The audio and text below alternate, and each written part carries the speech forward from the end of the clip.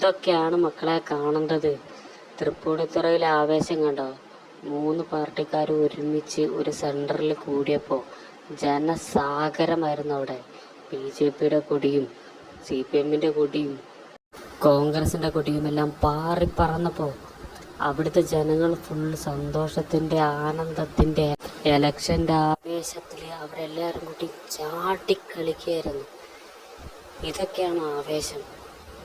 കലാശക്കൊട്ടാണെന്നൊക്കെ കേട്ടപ്പോൾ ഇത്രയും പ്രതീക്ഷിച്ചില്ല.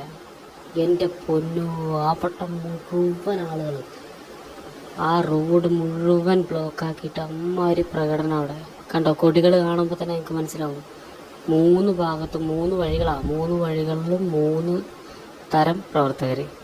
BJPക്കാർ, കോൺഗ്രസ്സുകാർ, CPMകാർ എല്ലാം പാടെ ഒന്നിച്ച് ആ സെൻറ്ററിൽ കൂടിയപ്പോൾ എൻ്റെ പൊന്നോ എന്തൊരാവേശമാണെന്നറിയോ.